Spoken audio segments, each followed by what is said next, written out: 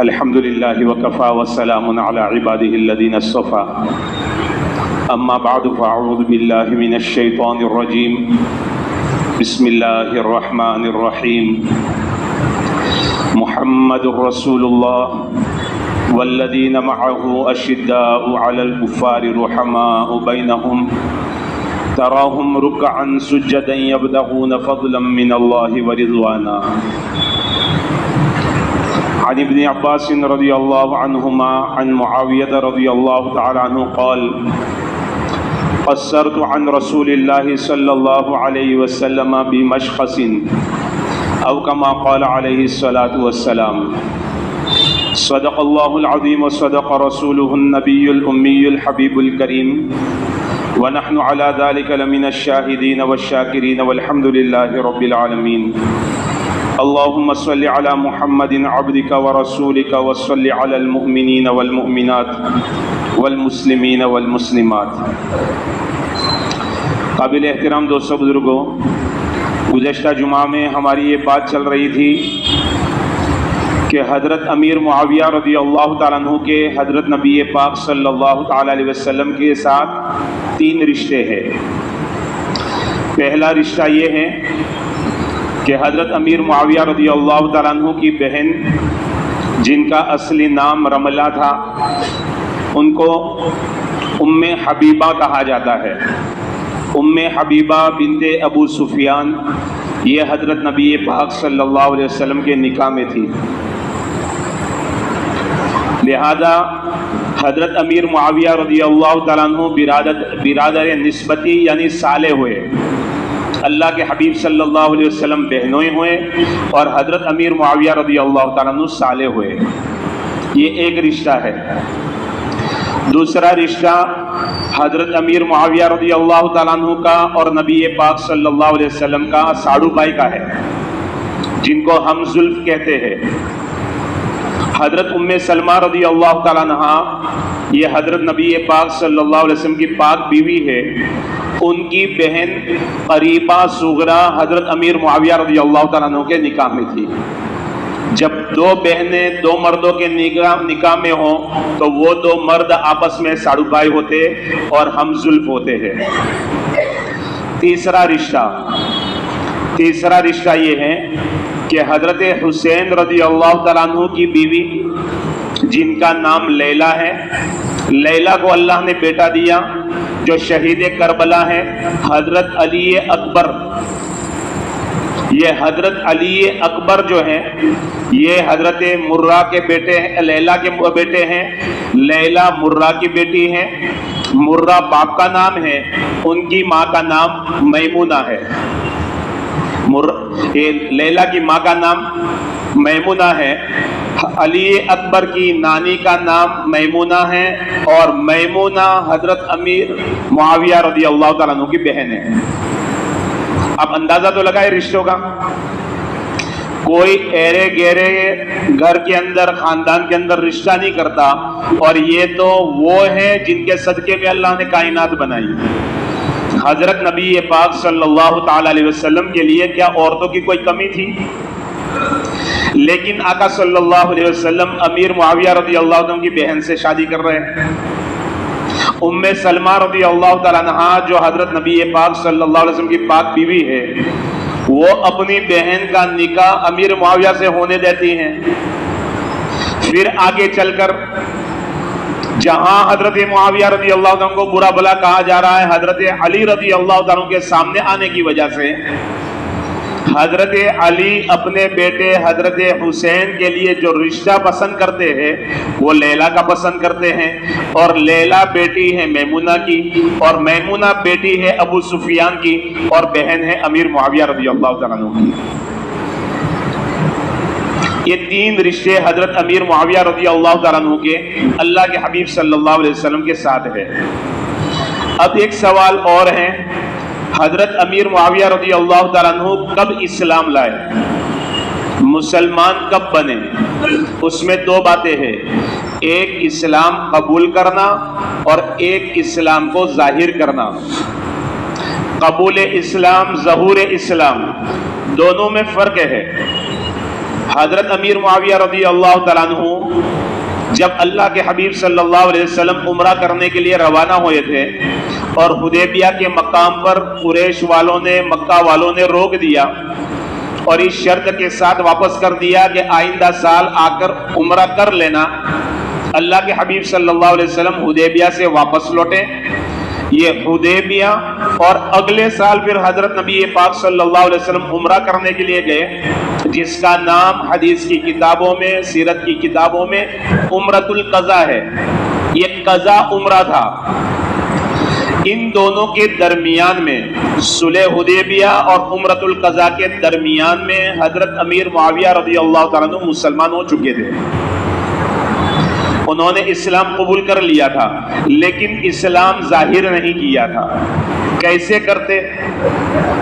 وہ بھی ہمارے سامنے ہیں کہ وہ گھرانہ جس گھرانے کے اندر حضرت امیر معاویہ رضی اللہ تعالیٰ عنہ پرورش پا رہے ہیں، وہ گھرانہ پیغمبر اور پیغمبر اسلام کے سخت دشمن ہیں، صحابہ کرام کے سخت دشمن ہیں۔ ایسے وقت میں اسلام کا اظہار کرنا بہت مشکل تھا، اس لیے انہوں نے جیسے نبی پاک صلی اللہ علیہ وسلم کے چچا حضرت عباس رضی اللہ تعالیٰ عنہ نے اسلام ظاہر نہیں کیا تھا، اگرچہ وہ بدر سے پہلے ایمان لا چکے تھے۔ فتح مکہ پر انہوں نے ایمان کو ظاہر کیا اور حضرت عباس رضی اللہ تعالیٰ عنہ ہی ابو سفیان کے پاس گئے، ابو سفیان کو سمجھایا کہ بھائی یہ اللہ کے نبی برحق ہیں، اب مان لو تمہارے لیے جائے مفر نہیں ہے، اب بھاگنے کی کوئی سبیل نہیں ہے۔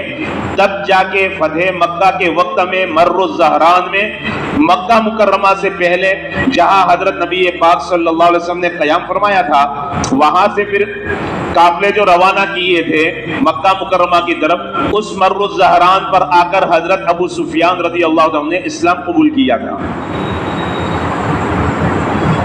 تو اسلام لے آئے تھے امیر معاویہ رضی اللہ تعالیٰ عنہ سن 6 اور 7 ہجری کے درمیان میں۔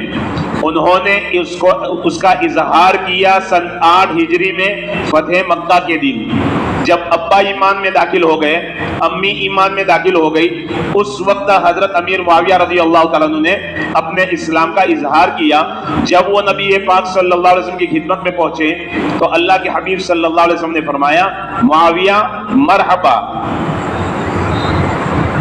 خوش آمدید۔ مطلب یہ تھا اللہ کے حبیب صلی اللہ علیہ وسلم کو بھی پتا تھا کہ معاویہ ایمان لا چکے ہیں، اب صرف اظہار کر رہے ہیں۔ بہرحال یہ حضرت امیر معاویہ رضی اللہ تعالیٰ عنہ ہیں۔ بخاری شریف کی روایت ہے، حضرت عبداللہ ابن عباس رضی اللہ عنہ فرماتے ہیں کہ حضرت معاویہ رضی اللہ تعالیٰ عنہ نے مجھ سے فرمایا کہ عمرۃ القضاء سے فارغ ہونے کے بعد مروہ پہاڑی کے پاس حضرت نبی پاک صلی اللہ علیہ وسلم نے احرام کھولنے کے لیے جو بال کاٹے جاتے ہیں وہ حضرت نبی پاک صلی اللہ علیہ وسلم نے مجھ سے کٹوائے تھے۔ امیر معاویہ رضی اللہ تعالیٰ فرماتے ہیں وہ سعادت میرے حصے میں آئی کہ اس وقت میں حضرت نبی پاک صلی اللہ علیہ وسلم کے بال مبارک میں نے کینچی سے چھوٹے کیے تھے۔ اب ظاہر سی بات ہے، ایمان لے آئے تو یہ خدمت ملی، اگر ایمان میں نہ آتے تو عمرۃ القضاء کے وقت میں آقا صلی اللہ علیہ وسلم کے بال مبارک چھوٹے کرنے کی سعادت نہ ملتی۔ اتنی بڑی سعادت ملی ہے۔ تو بہرحال میرے محترم دوستو بزرگوں، ہمیں ان باتوں کو سمجھنے کی ضرورت ہے۔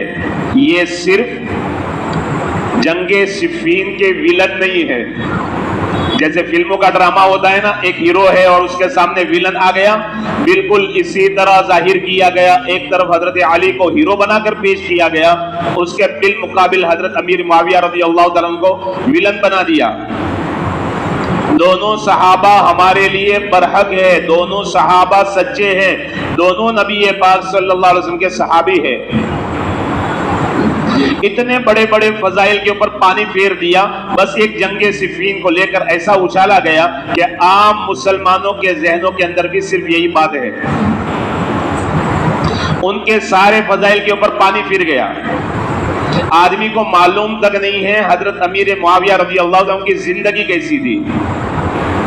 آگے اور بھی باتیں ہمارے سامنے آئے گی، ان کی خصوصیات اور ان کی اولیات، کہ سب سے پہلے یہ کام امیر معاویہ نے کیا، سب سے پہلے یہ کام امیر معاویہ نے کیا۔ سیرت کی کتابوں میں 17 کام ایسے لکھے ہیں جو سب سے پہلے امیر معاویہ رضی اللہ عنہ نے کیا۔ اس میں ایک ادنا کام بچے کی پیدائش پر بچے کا نام رجسٹر میں لکھوانا، یہ ابتدا حضرت امیر معاویہ رضی اللہ عنہ نے کی ہے۔ خیر بہرحال میرے محترم دوستو بزرگوں، اب ہم دیکھیں کہ فتح مکہ کے وقت میں انہوں نے اپنے اسلام کا اظہار کیا۔ فتح مکہ کے بعد حضرت نبی پاک صلی اللہ علیہ وسلم کی رحلت فرمانے میں صرف 2 سال آڑے یا 1.5 سال بیچ میں صرف فاصلہ رہا۔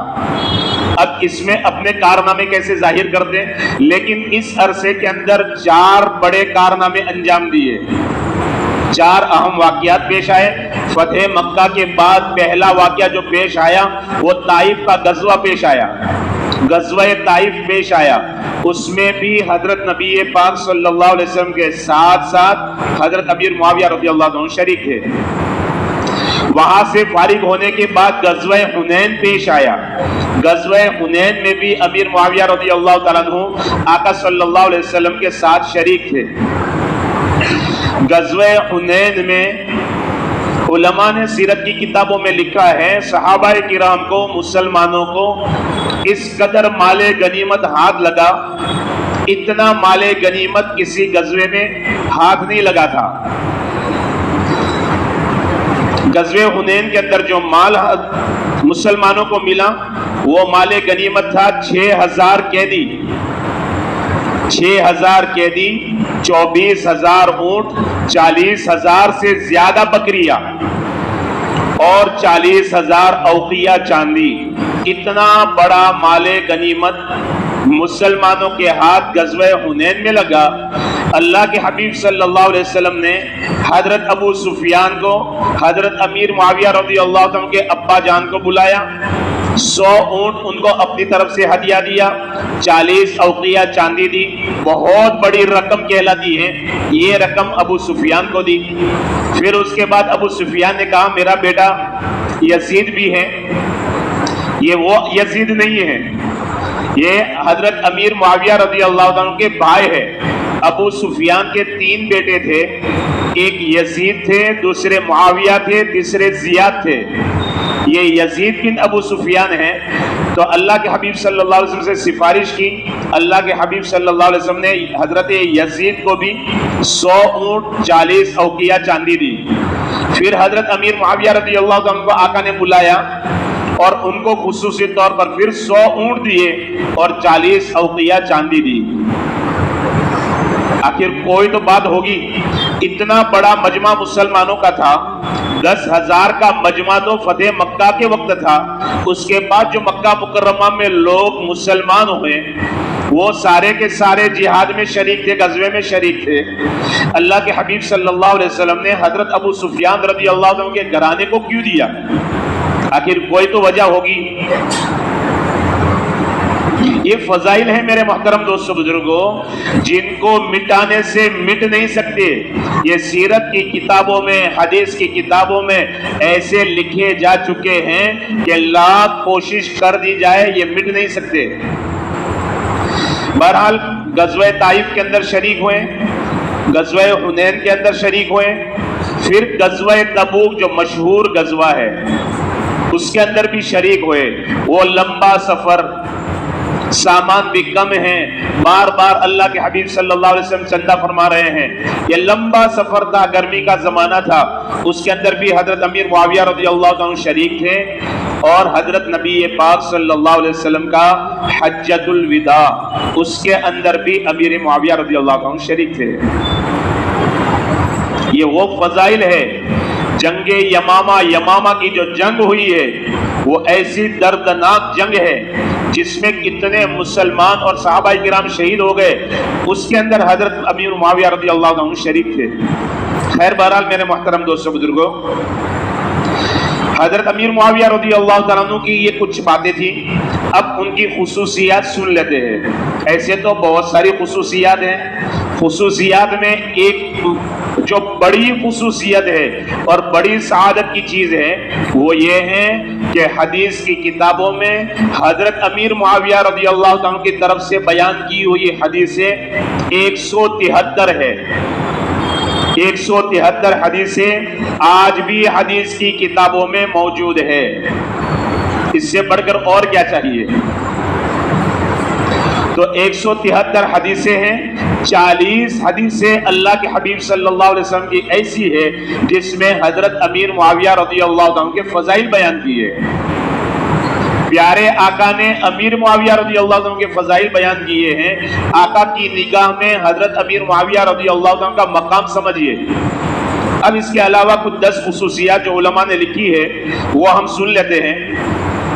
پہلی خصوصیت تو یہ ہے کہ پیارے آقا صلی اللہ علیہ وسلم کا اور حضرت امیر معاویہ رضی اللہ عنہ کا خاندان ایک ہے. اللہ کے حبیب صلی اللہ علیہ وسلم نے بیان فرمایا کہ امر یعنی حکومت ہمیشہ خلافت اور حکومت قریش میں رہے گی. اب قریش میں بنو امیہ شامل ہیں، لہذا اب کیا کرو، ان سے بغض ہے، ان سے عداوت ہے، ان سے عناد ہے، لہذا اب ایک پروپیگنڈا کرو اور شور مچاؤ کہ صرف خلافت کے حقدار آل ابی طالب ہے، کہ ابو طالب کی اولاد ہی خلافت کی حقدار ہے. ہم ان کی بات مانیں گے یا رسول اللہ صلی اللہ علیہ وسلم کی بات مانیں گے؟ یقیناً آقا صلی اللہ علیہ وسلم کی بات مانیں گے. تو پیارے آقا کا اور امیر معاویہ رضی اللہ عنہ کا خاندان ایک ہے. ابھی آپ کے سامنے دوسری فضیلت بیان کی گئی اور دوسری خصوصیت کہ ام حبیبہ رضی اللہ تعالیٰ عنہا حضرت نبی پاک صلی اللہ علیہ وسلم کے نکاح میں تھی اور قرآن کریم کے دستور کے مطابق اور قانون کے مطابق نبی کی بیویاں تمام مومنین کی ماں ہوتی ہے. اب جب بمنزلہ ماں ہوئی تو ماں کے بھائی کیا ہوئے؟ ماموں ہوئے. اسی لیے علماء نے لکھا ہے کہ حضرت امیر معاویہ رضی اللہ تعالیٰ عنہ خال المؤمنین ہیں، تمام مسلمانوں کے ماموں ہیں. بھلا کوئی بانجا اپنے ماموں کو گالی دیتا ہے؟ تو یہ دوسری خصوصیت ہے. اب تیسری خصوصیت یہ ہے کہ دیکھو کوئی خاص کام ہو، پہلے زمانے میں خطوط لکھے جاتے تھے، موبائل آئے سب ختم ہو گیا، ورنہ پہلے خط لکھا جاتا تھا. آدمی خط اس کے پاس لکھواتا ہے یا اس کے پاس پڑھواتا ہے جس پر پورا اعتماد ہو، جس پر پورا بھروسہ ہو. حضرت نبی پاک صلی اللہ علیہ وسلم نے جب حضرت امیر معاویہ رضی اللہ تعالیٰ عنہ کو اپنا کاتب بنانے کا ارادہ فرمایا تو سیرت حلبیہ میں یہ واقعہ لکھا ہے. سیرت حلبیہ عربی سیرت کی بہت بڑی کتاب ہے، عربی میں ہے. اس کے اندر لکھا ہے کہ اللہ کے حبیب صلی اللہ علیہ وسلم نے حضرت جبرائیل علیہ السلام سے مشورہ کیا. اندازہ لگائیے، اہم کام ہے، بڑا کام ہے، خط لکھوانا، خط پڑھوانا یہ معمولی بات نہیں ہے. تو جبرائیل امین سے مشورہ کیا اور جبرائیل امین سے مشورہ کرتے ہوئے آقا صلی اللہ علیہ وسلم نے فرمایا، بھائی جبرائیل، میں امیر معاویہ کو اپنا کاتب بنانا چاہتا ہوں، تمہارا کیا مشورہ ہے؟ جبرائیل امین نے عرض کیا، اے اللہ کے حبیب صلی اللہ علیہ وسلم، وہ بڑا امانت دار آدمی ہے، وہ اس قابل ہے کہ اس کو کاتب بنایا جائے. جبرائیل تائید کرتے ہو، شان تو سمجھو میرے محترم دوستوں بزرگوں. بہرحال یہ کاتب وحی ہے. خطوط جو لکھے گئے اکثر خط 2 صحابہ کرام لکھتے تھے. 14 کاتبین وحی میں سے 2 صحابہ کرام بہت زیادہ کام کرتے تھے. ایک زید بن ثابت رضی اللہ تعالیٰ عنہ، ان کا اول نمبر تھا. دوسرے نمبر پر حضرت امیر معاویہ رضی اللہ تعالیٰ عنہ تھے. انہوں نے بھی بہت زیادہ خدمت کی ہے اور زیادہ تر کام کیا ہے. بہرحال یہ دوسری خصوصیت ہے. تیسری خصوصیت یہ ہے کہ کتابت اور تحریر میں، لکھنے میں اور بہترین رائٹنگ میں زید بن ثابت رضی اللہ عنہ کے بعد امیر معاویہ رضی اللہ عنہ کا نمبر آتا تھا. اور گزشتہ جمعہ میں یا اس سے پہلے جمعہ میں آپ کے سامنے یہ بات رکھی گئی تھی کہ اس زمانے میں عرب لوگ پڑھنا پڑھانا جانتے ہی نہیں تھے. ایسے دور میں انہوں نے اس طرح کی تعلیم حاصل کی تھی. یہ ان کی تیسری خصوصیت ہے. پھر اور خصوصیت ان کی یہ ہے اللہ کے حبیب صلی اللہ علیہ وسلم کی دعا کو سمجھنے سے پہلے ایک مثال سمجھ لیتے ہیں. بھائی ایک بندہ ہے, اس کو کسی بندے کی ضرورت ہے. مان لیجئے ایک دکاندار بندہ ہے, سیٹ بندہ ہے, اس کو نوکر کی ضرورت ہے. حالانکہ یہ مثال وہاں فٹ نہیں ہوتی, لیکن پھر بھی سمجھنے کے لیے. اب اس کے سامنے 3 بندے ہیں. ایک بندہ وہ ہے جو اپنی ذات سے بہترین ہے, کام اچھا کرتا ہے, سیلنگ نہیں کر پاتا, اپنا کام برابر ڈیوٹی برابر نبھاتا ہے, وقت پر آتا ہے, وقت پر جاتا ہے, گراہکوں کو کیسے سنبھالنا اور سیلنگ کیسے کرنا وہ نہیں کر پاتا. دوسرا بندہ وہ ہے جو سیلنگ اچھی کر لیتا ہے, مارکیٹنگ اچھی کر لیتا ہے, لیکن اس کے ٹائمنگ کی کوئی پابندی نہیں ہے. تیسرا بندہ وہ ہے جو ٹائم کا بھی پابند ہے اور سیلنگ بھی بہت اچھی کرتی ہے. اب آپ بتائیے کون سا بندہ سب سے اچھا؟ تیسرے نمبر والا نا, جو ٹائم کا بھی پابند ہو اور سیلنگ بھی اچھی کرتا ہو. اب اس بات کو سامنے رکھتے ہوئے اب اللہ کے حبیب صلی اللہ علیہ وسلم کی دعا کو سمجھیے. اللہ کے حبیب صلی اللہ علیہ وسلم نے حضرت امیر معاویہ رضی اللہ تعالیٰ عنہ کو دعا دی تھی, اللہم اجعلہ ہادیا مہدیا وہدی بی. اے اللہ امیر معاویہ رضی اللہ تعالیٰ عنہ کو خود ہدایت یافتہ بنا اور ان کے ذریعے سے دوسروں کو ہدایت کا ذریعہ بنا. خود بھی ہدایت پر ہو اور دوسروں کو بھی ہدایت کا ذریعہ بنے, دوسروں کو بھی ہدایت کے اندر داخل کرے. آپ اندازہ لگا سکتے ہیں اس دعا کا. جیسے یہ تیسرا بندہ کہ خود بھی کام کا ہے اور مال بھی بہترین سپلائی کرتا ہے, یقیناً صرف اس تیسرے بندے کو پسند کرے گا. اللہ کے حبیب صلی اللہ علیہ وسلم نے بھی حضرت امیر معاویہ رضی اللہ عنہ کو دعا دیے اور وہ بنا سوچے سمجھے نہیں دیے. آقا صلی اللہ علیہ وسلم صحابہ کرام کو ان کے مرتبے کے حساب سے دعائیں دیا کرتے تھے اور ان کے مرتبے کے حساب سے ان سے کام لیا کرتے تھے. کتنی بڑی دعا ہے, اللہم اجعلہ ہادیا مہدیا وہدی بی. اے اللہ امیر معاویہ کو ہادی بھی بنا, مہدی بھی بنا اور دوسروں کو ہدایت کا ذریعہ بھی بنا. اللہ کے حبیب صلی اللہ علیہ وسلم کی مسنون دعاؤں میں ایک دعا یہ ہے مناجات مقبول. اللہ کے حبیب صلی اللہ علیہ وسلم کی دعاؤں کا ذخیرہ ہے, اس کے اندر ہے اللہم اجعلنا ہادین مہتدین غیر ضالین ولا مضلین. اللہ ہمیں ہادی اور مہدی بنا. یہاں اللہ کے حبیب صلی اللہ علیہ وسلم حضرت امیر معاویہ رضی اللہ عنہ کے لیے دعا کر رہے ہیں, اور پیارے آقا صلی اللہ علیہ وسلم کی دعا کبھی رد ہو سکتی ہے؟ آقا کی تو ہر دعا قبول ہوتی ہے.